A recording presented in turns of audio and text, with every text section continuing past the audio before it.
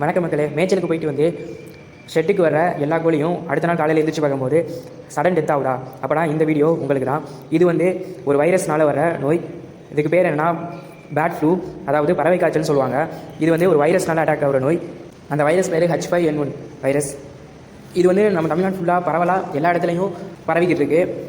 இது வந்து க்யூர் பண்ண டைமும் கொடுக்காது. அடுத்த நாள் ஒரு நாள் வந்து அடைஞ்சு வைரஸ்னால அட்டாக் ஆன பேட் வந்து ஒரு நாள் வந்து அடைஞ்சதுக்கப்புறம் அடுத்த நாள் காலையில் எழுந்திரிச்சு பார்க்குறதுக்குள்ள இந்த சிம்டம்ஸே நம்மளுக்கு தெரியாமல் இறந்து போயிடும்.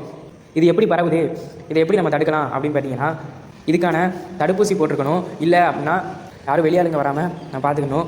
அதே மாதிரி நம்மளும் மற்ற கோழிங்க எதுக்கு இந்த மாதிரி அட்டாக் பண்ண கோழிகளை போய்ட்டு பார்த்துட்டு வந்து அதை தொட்டுட்டு வந்து நம்ம கோழியில் அப்படியே நேரடியாக தொடுறது, அப்புறம் அதுங்க குளிச்ச தண்ணியில் இதுங்களை இது பண்ணுறது. இப்போ ஒரு வேளை உங்கள் இதில் ஒரு கோழிக்கு வந்துருச்சு அப்படின்னா அதை தனியாக பிரித்து வச்சு அதுக்கு தனியாக தீவனம் வச்சு அதை க்யூர் பண்ணுறது ட்ரை பண்ணணும். ஆனால் இது மோஸ்ட் ஆஃப் த கேசஸில் இது கண்டிப்பாக செத்துரும். நீங்கள் தனியாக பிரித்து வச்சுக்கணும். அப்படி செத்த ஒரு கோழியை நீங்கள் புதைச்சிடலாம், இல்லாட்டி அதை சேஃபாக ஏதாவது கண்டாமினேட் ஆகாதபடி வச்சுக்கணும். அது மட்டும்தான் இதோட ப்ரிவென்ஷனுக்கு ஒரே ஒரு வழி.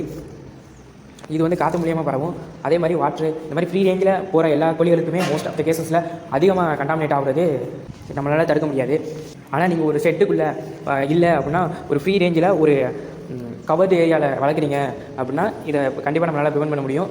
பயோசெக்யூரிட்டிஸ்னால் அதை பற்றி தெரியல அப்படின்னா கமெண்ட் பண்ணுங்கள். நீங்கள் என்ன கமெண்ட் பண்ணுறீங்களோ அடுத்த வீடியோ அதை பற்றி போடுறேன். இது வரைக்கும் நம்ம பேசுகிற எல்லாம் பிடிச்சிருக்கு, தொடர்ந்து வீடியோ போடலாம் அப்படின்னா ஏதாச்சும் ஒரு தம்ஸ் அப் ஏதாச்சும் ஒன்று கொடுத்துட்டு போங்க. ரொம்ப மோட்டிவாக இருக்கும். நன்றி.